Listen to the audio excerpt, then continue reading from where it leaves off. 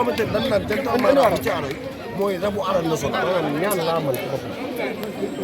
Jëndal Mara waxal ci kaw. kees ak xombal ak fu ma dem dama koy gagné barki démb kees laa demoon. jël fa grand combat daan ko doog ñibbi waat fii. loolu dégg naa tey ma andi ñaari mbër ñaari suñu borom may leen ndam.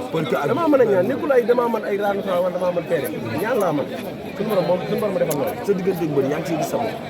waaw xam nga nag des fois nag day toll xam te ay mbër yoo xam ne day ci gis ba mbër yoo xam mooy loolu. adduna day man tamit dañ ciy jaamu yàlla. waaw man moom sama xol dafa rafet wax dëgg yàlla. am na ñoom ñu ñëwee ci man yaakaar dafa fort comme ni ko Serigne doon defee daaw tas yaakaar. macha allah damay góorgóorlu ba dama tas yaakaar.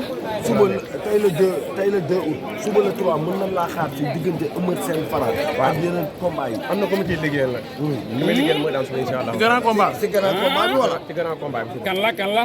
ki may liggéeyal suba mooy am daan incha allah taala. ñëpp nee nañ Franc combat bi ci gànnaaw bi ko. wallaahi naa si ki may indi suba mooy daal. mais kilifa ki nga indi suba. parce que la ak Pikine. mais yow jaaroo ñu dëkk. en tout cas daal li ma xam mooy ki may ñaanal suba. mooy am ndam incha allah taala. ki ngeen ñaanal suba si victoire la jóge wala si ndam wala si défaite la jóge. en tout cas ki may ñaanal suba mooy am ndam incha allah taala loolu laa rek mën a wax. soo ma woowee naa la wax kan la. su ma la woowee man. man ma woo la Babacar may ngeen ma lool. may nañu ko amul problème. ñëw la ñun suñu combat yi ndaw yi ba xam am na si andi ñun. combat yi ndaw non combat ndaw andi ma fi kenn. wax leen wax dëgg yàlla grand combat bi la am combat Eumeu Sène suba ku bëgg a daal mais déggoo lu mu wax. nekk nee na suba waaw nee na suba ki ñu yindi. mooy daal xale la waaye Mara xale la mais performance yi mu def ren amul Mara bu ko defee la wax ci tribune bi léegi nee ay combat yu compliqué la nee na Diop man wax ci tribune bi léegi nee naa man gisaguma indi mbër ñàkk. Franc ngay andi wax ji leer na kon nga ne Pape Sarr lu mu la wax. fu ma fekk saaga ma te loolu noonu mu ngi yàqal waa Pikine barki Serigne Saliou Mbacke waa Pikine fii Pape Sarr bi may saaga waa Pikine am ndam. waa Pikine wuyu leen. te loolu maa ko wax ñëpp dama seetaan. fii Pape Sarr mi ngi may teg dama toroxal. te Pape Sarr lu ngeen jotee ba mu lay saaga.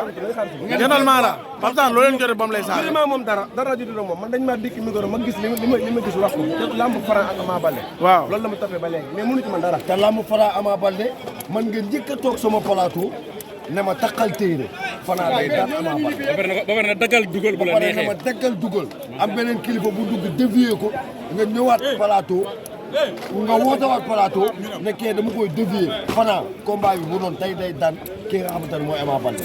léegi Pape Sarr da ngaa ñëw loolu la dégg mu am lu ko metti nga ne Pape Sarr mu ngi lay toroxal mais lim lay toroxal waa Pikine mooy am loo ci am na xam waa Pikine lay toroxal man toroxal waa Pikine lay toroxal te bu subaa nga xam ne waa Pikine lay toroxal incha allah taala. kon suba Franc day daan Eumeu Sène. laaj mën a wax incha allah taala maa ngi jégalu bu baax. aja